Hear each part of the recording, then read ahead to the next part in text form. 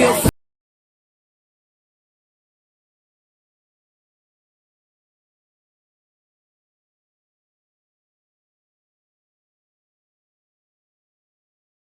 j'espère que vous allez bien. Moi je vais super bien comme d'habitude. Du coup aujourd'hui on se retrouve pour une nouvelle vidéo. Et aujourd'hui, comme vous avez pu le voir, on va parler de la marque Fenty.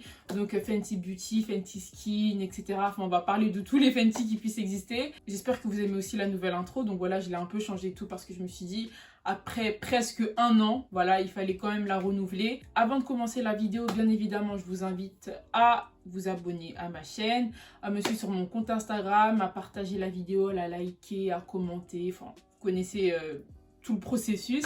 Et du coup, je vous laisse avec la suite de la vidéo. Donc, c'est parti. Du coup, pour ceux qui ne connaîtraient pas Rihanna, ce qui m'étonnerait quand même, mais bon, on sait jamais. Robyn Rihanna Fenty est née le 20 février 1988 à St. Michael, du coup, dans l'île de la Barbade. Donc pour ceux qui ne connaissent pas la Barbade, en fait, c'est une île, un pays qui se situe dans les Caraïbes, tout simplement. Et du coup, Rihanna, elle est connue pour être une chanteuse, mais à côté de ça, c'est également une actrice, une femme d'affaires, une parolière et une styliste, du coup, américano-barbadienne. Fenty Beauty, c'est une marque de maquillage qui a été lancée donc en septembre 2017. Il faut savoir que lors du lancement de la marque, en fait, il y avait 40 teintes qui étaient différentes. Et ça avait fait énormément parler parce que je crois que c'était la première fois qu'il y avait autant de teintes, pardon, pour des fonds de teint. C'était assez inédit, mais je sais que il y a quelques marques auparavant, je ne sais plus si c'était Lancôme, Yves Saint Laurent ou une autre marque qui avait lancé une gamme à peu près similaire où il y avait une vingtaine de teintes différentes, donc qui allaient du plus clair au plus foncé. Et là, il faut savoir que du coup, Rihanna, lorsqu'elle a sorti Fenty Beauty, il y avait 40 teintes. Et vu qu'il y a des personnes qui avaient encore du mal à trouver leurs teintes, elle a décidé de l'étendre à 50. Et le produit qui a fait le plus fureur, on va dire, qui a eu le plus de succès dans tout ça, c'est le fond de teint Pro Filter, parce que c'est le fond de teint qui a vraiment convaincu les gens, parce qu'il y a beaucoup de youtubeuses à l'époque, je m'en souviens, qui avaient fait des revues sur ça, parce que quand j'étais plus jeune, j'ai vu, c'était il y a 5 ans, mais je regardais beaucoup de vidéos du coup sur les revues qu'il pouvait y avoir sur des marques. Je regardais beaucoup de vidéos make-up avant. Je me souviens qu'à l'époque ça avait fait parler le fait que voilà, il y ait autant de teintes et tout. J'avais aussi vu des vidéos de femmes dark skin. Donc pour ceux qui ne savent pas ce que c'est, dark skin, c'est une femme noire qui est très foncée de peau, qui avait fait des revues sur ça. Et il y en a beaucoup qui disaient que c'était la première fois, rendez-vous compte, la première fois qu'elles trouvaient des fonds de teint à leur teinte. C'est quand même assez fou de se dire qu'il a fallu autant d'années pour que des femmes noires puissent trouver leur fond de teint. C'est un truc de fou en fait. Et moi c'est quelque chose qui m'a beaucoup émue et je me souviens il y avait une youtubeuse australienne ou américaine, je sais plus, qui avait fait une revue du coup sur ça et elle avait pleuré et moi ça m'avait énormément touchée vraiment. Et je trouve que c'est quand même assez révolutionnaire de faire tout ça quoi, parce que 50 fonds de teint, je pense que c'est du jamais vu dans le milieu du make-up. Fenty Beauty, c'est une marque qui a été créée pour toutes les femmes et Rihanna veut vraiment que toutes les femmes puissent se sentir représentées, peu importe leur religion, leur origine ou leur orientation sexuelle. En fait, ce qu'elle veut, c'est vraiment que les femmes puissent se sentir représentées à travers ses produits. Et puis même, elle prône beaucoup le naturel dans ses campagnes et moi, c'est quelque chose qui me plaît énormément. Un autre message aussi que Rihanna veut vraiment faire transmettre à travers sa marque, c'est l'amusement. Elle dit que le maquillage, il doit pas être mis par obligation, mais par amusement en fait, par passion. Si on est vraiment passionné, on met le maquillage comme on veut et elle pousse les femmes en fait à oser et à prendre des risques en fait, tout simplement. Je trouve que c'est un message qui est assez féministe déjà parce que ça pousse la femme voilà, à faire ce qu'elle a envie de faire. Et c'est super encourageant et motivant aussi de voir une femme comme elle avec autant d'influence pouvoir pousser d'autres femmes à faire ce qu'elles veulent en fait, tout simplement. Je vais donner un peu mon avis personnel, mais je pense que ce qui a permis aussi à la marque d'avoir autant de lumière, c'est les ambassadrices qui ont été mises en avant. Il faut savoir que lors du lancement de la marque, donc en 2017, il y a des vidéos qui ont été publiées du coup sur le compte personnel de Rihanna, donc Bad Gal Riri sur Instagram, mais aussi sur le compte de Fenty Beauty, donc Fenty Beauty sur Instagram. Et on voit que dans la vidéo, il y a des femmes de tout type en fait, des femmes blanches, des femmes noires. Et parmi les femmes noires, on a l'ancien mannequin Halima Aden, je pense que son visage vous dit forcément quelque chose. On a aussi un autre mannequin qui était sur cette vidéo qui s'appelle Slick Woods, je pense que son visage il vous dit forcément quelque chose. On la voyait beaucoup dans les campagnes de Rihanna, mais aussi sur les réseaux sociaux. Et après, au niveau des ambassadrices, il y a toujours cette mixité là, Par exemple, on a la mannequin Dookie Dot. On a aussi la mannequin sénégalaise Koudia Diop. Je pense que son visage vous dit forcément quelque chose parce qu'il y a un moment où on la voyait beaucoup sur les réseaux sociaux. Et on a également du coup l'actrice américaine Amandla Stenberg qui était aussi ambassadrice de la marque et qui a même tourné une vidéo ASMR du coup qui est toujours disponible sur la chaîne de Fenty Beauty. Il y a même eu un mannequin albinos qui a été égérie de la marque du coup Fenty Beauty et ça c'est assez inédit dans le monde du maquillage parce que c'était la première fois qu'une personne albinos en fait était l'égérie d'une campagne de beauté et du coup cette mannequin là c'était Diandra Forrest et il faut savoir que après avoir vu ça ça a énormément touché du coup les gens qui étaient albinos ça parce qu'ils se sentaient représentés. C'est très rare de voir des personnes albinos et tout au devant de la scène. Encore une fois Rihanna elle a réussi à marquer le coup. Et j'ai aussi vu quelques témoignages qui disaient qu'il y en a qui avaient beaucoup de mal à trouver leur teinte. Et quand Fenty Beauty a élargi sa gamme jusqu'à 50 fonds de teint, elles ont pu trouver leur teinte. Et c'est quelque chose qui est quand même assez incroyable. J'avais même vu un témoignage où il y a une femme qui disait quand elle essayait de se maquiller, etc., elle finissait toujours orange parce qu'il n'y a aucun produit qui était adapté à sa carnation. Et puis quand elle va acheter du coup les produits Fenty, là elle n'a pas besoin de s'inquiéter parce qu'elle sait qu'elle trouvera forcément sa teinte. Et je trouve ça absolument fabuleux. Du coup, après avoir parlé de l'évolution de la marque Fenty Beauty, là on va parler des chiffres. Donc Fenty Beauty, c'est 1600 points de vente dans 17 pays à travers le monde. Et bientôt, Fenty Beauty va s'installer du coup sur le continent africain, donc dans 8 pays. Mais je trouve ça bien aussi que la marque puisse s'installer au fur et à mesure du temps en Afrique. Parce que l'Afrique, on va pas se mentir, c'est un continent qui est complètement délaissé au niveau mondial. Quand les stars parlent de tournée mondiale, ils vont jamais en Afrique, peut-être en Afrique du Sud et encore. C'est rare, je crois, le seul artiste qui a fait ça, c'est Justin Bieber, pour vous dire. Donc voilà, moi je suis contente aussi de voir qu'elle pense un peu à l'Afrique, quoi, tout simplement. Et j'espère aussi qu'au fur et à mesure du temps, la marque va pouvoir s'installer aussi dans plein de pays en Afrique et tout, parce que l'Afrique, c'est pas une poubelle, tout simplement. C'est un continent où, voilà, il y a des beaux endroits, tout comme des mauvais endroits. Et ça, c'est pareil ici en France. Tu vas sur les Champs-Élysées, c'est beau. Tu vas à Porte de la Chapelle ou Porte d'Aubervilliers, c'est un tout autre délire. Voilà, c'est pas du tout la même chose. Donc voilà, enfin c'était une petite parenthèse et tout, mais ça me tenait à cœur de pouvoir dire ça. Et ça me fait plaisir aussi de voir que voilà, une femme noire pense voilà, à l'Afrique et tout ça, c'est super important. Moi, tout ce que j'espère, c'est que par la suite, il y aura encore plus de points de vente en Afrique. Je sens vraiment que au fur et à mesure des années, nous, en tant que jeunes ici, on peut vraiment faire quelque chose pour ce continent-là, en fait. Donc voilà, espérons que ça puisse évoluer. Là, c'était la petite parenthèse. On revient du coup aux chiffres. Voilà. Il faut aussi savoir que dès la première année de la sortie de la marque, elle a eu un chiffre d'affaires qui s'élève à 550 millions de dollars. Et c'est un chiffre qui est quand même assez élevé pour une marque qui vient de sortir. Et d'après Forbes, en fait, l'entreprise de Rihanna serait valorisée à plus de 2,5 milliards de dollars. Comme je l'ai énoncé dans la petite biographie que j'ai faite sur Rihanna, donc elle est connue pour être une chanteuse, une actrice, une styliste, une parolière, etc. Mais elle est également reconnue en tant qu'icône de la mode. Et il faut savoir que du coup cette année au Met Gala, Rihanna n'était pas présente, mais le Met Gala a tenu à lui rendre en hommage du coup en faisant une statue la représentant du coup enceinte parce qu'elle était enceinte à ce moment-là. Elle a accouché il y a 1 ou 2 semaines si je dis pas de bêtises, et du coup Rihanna est vraiment rentrée dans l'histoire du Met Gala. Je trouve que c'est un bel hommage quand même qu'on lui rend parce que c'est vrai que hormis le look qu'il y a pu y avoir en 2021, franchement la plupart de ces looks au Met Gala étaient absolument fabuleux, ils étaient super beaux et tout, et pour moi c'est un hommage qui est mérité, et j'espère aussi que Blake Lively aura cet hommage là parce que elle aussi, elle est incroyable. Mais là on parle de Rihanna. Il faut savoir que Rihanna a toujours été passionnée par la mode depuis son plus jeune âge. Et d'ailleurs, quand elle était adolescente, en fait, elle a fait une apparition dans un magazine local. Du coup, j'essaierai de vous mettre la photo ici si je la retrouve parce que j'ai essayé de la chercher et je ne l'ai pas trouvée. Sur cette photo-là, on la voit en train de coudre un vêtement. En 2015, il faut savoir que Rihanna, elle a fait une collaboration du coup avec Puma, et Puma appartient à Kering, et Kering c'est le concurrent direct de LVMH. Pour ceux qui ne connaîtraient pas LVMH, en fait, j'en ai parlé dans pas mal de mes vidéos, donc je vous invite à regarder la vidéo sur Christian Dior, j'essaierai de vous mettre le petit i ici, ou le lien du coup en barre d'infos, et vous allez savoir ce que c'est. Elle avait fait la collaboration du coup avec Puma, et je me souviens, j'avais même acheté les chaussures quand j'étais en seconde et tout, parce que à l'époque c'était, oh là là, c'était vraiment les paires à avoir ou les claquettes à avoir et tout. Ça avait fait beaucoup parler. C'était beau en fait. Elle était vraiment sortie du lot en créant des chaussures, on va dire, avec des lacets en satin, etc.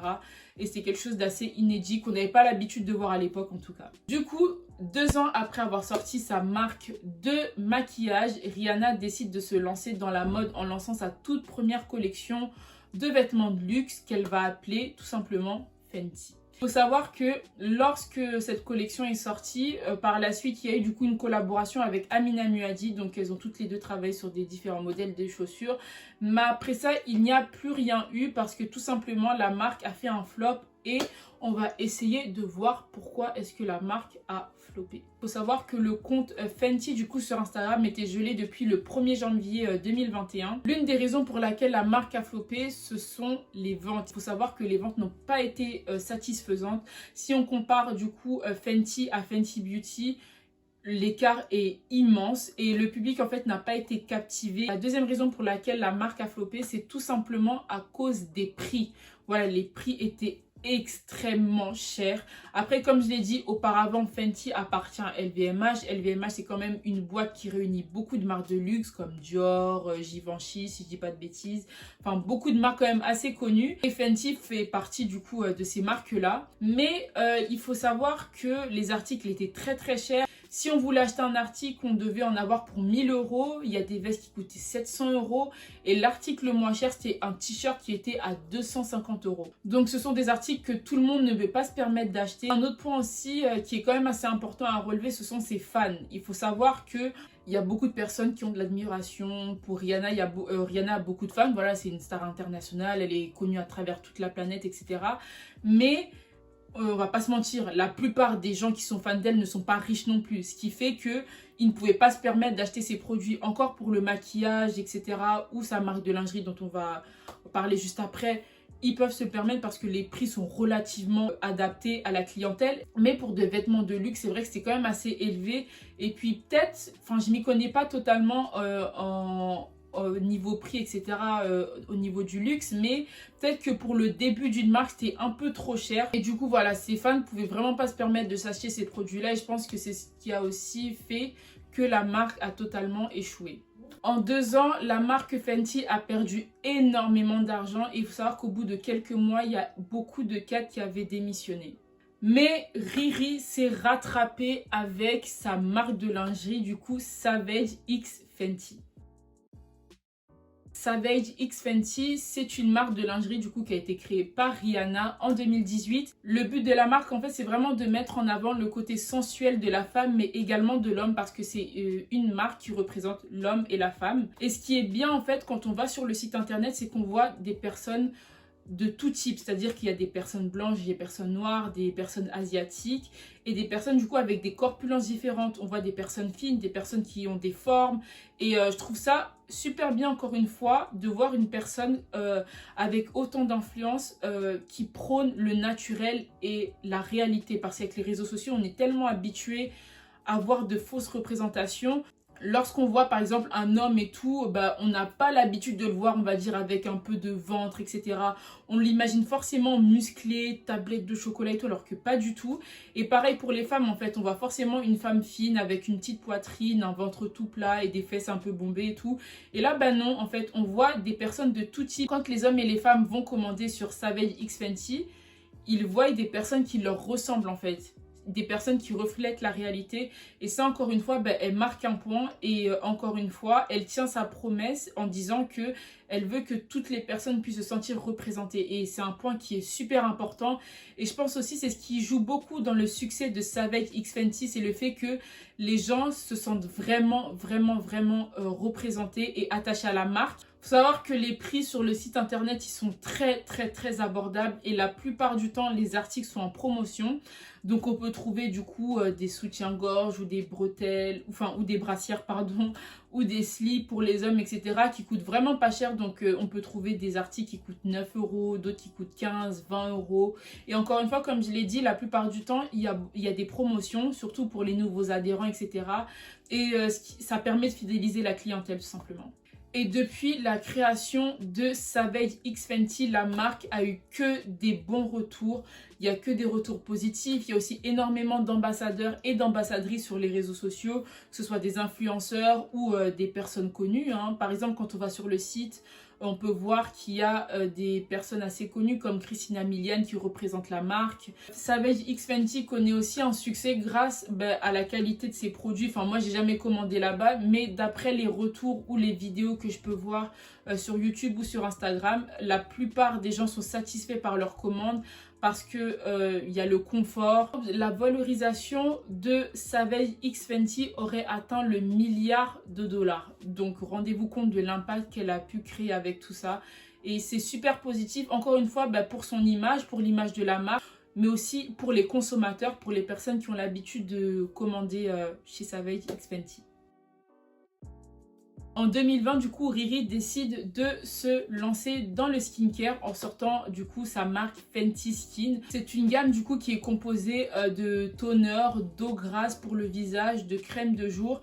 Et il n'y a pas si longtemps que ça, je crois, il y a quelques mois, elle a sorti un gommage pour le visage. Et il y a quelques semaines, la marque a annoncé qu'ils allaient sortir, du coup, leur tout premier parfum. Et le parfum, il a rencontré un succès tellement fou lors de sa sortie qu'il a été en rupture de stock assez rapidement.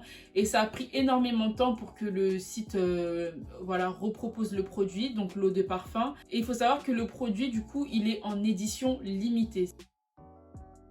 Pour moi, en fait, Fenty, ça rime avec révolution tout simplement parce que c'est encore une fois tellement bien de voir une personne comme Rihanna qui prône le naturel et qui prône la diversité.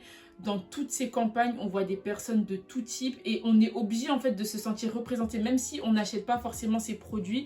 Tu vois des gens qui te ressemblent porter tel ou tel vêtement ou se maquiller de telle ou telle manière avec, je sais pas moi, ça peut être un bronzer, un fond de teint, enfin, ça fait tellement plaisir en fait de se reconnaître là parce qu'on est tellement habitué, encore une fois, comme je l'ai dit auparavant, à toutes ces fausses représentations qu'il peut y avoir sur les réseaux sociaux. Et une autre raison aussi qui me touche énormément dans tout ça, c'est de voir une femme noire réussir dans le domaine de l'entrepreneuriat, de voir une femme noire qui a réussi à s'imposer dans le milieu du business en fait. Voilà, Rihanna c'est une businesswoman, elle est milliardaire, elle a ses entreprises et tout, elle arrive à gérer ça correctement. Elle arrive à fidéliser sa clientèle à travers tous les produits qu'elle peut vendre parce que les produits, encore une fois, ils sont adaptés à sa clientèle, que ce soit au niveau des prix, que ce soit au niveau de la qualité. Enfin, en fait, elle pense vraiment à chaque détail. Je trouve ça super motivant et super encourageant, surtout pour nous qui sommes des jeunes femmes noires et tout. S'il y en a qui veulent entreprendre, etc., essayez de prendre vraiment exemple sur elle, de vraiment penser à tout le monde. Et parce que, encore une fois, parmi les marques, etc., c'est pas tout le monde qui pense aux femmes noires, quoi. Et moi, quand je vois une femme comme elle qui arrive à penser à nous et tout, ça me fait du bien et je trouve ça super motivant et encourageant pour nous. Et je pense que, peu importe le domaine dans lequel on veut se lancer, si on est vraiment passionné, si on est vraiment déterminé, on peut y arriver tout simplement. Et voilà quoi, c'était le petit message un peu motivant, mais pour moi ça me tenait à cœur de vraiment souligner ce point là parce qu'il y a très peu de personnes noires, encore une fois, dans le milieu du luxe. Les gars, c'est la fin de cette vidéo. J'espère que vous avez pu apprendre des choses sur la marque Fenty Beauty. Sur la marque Fenty de manière générale, c'est vrai que je dis Fenty Beauty et tout parce que c'est le premier truc qui me vient en tête, mais après il y a Fenty Skin, Fenty Perfume, enfin voilà, il y a plein de choses. Voilà, prenez soin de vous, prenez soin de vos proches et on se retrouve à très vite pour une prochaine vidéo. Salut!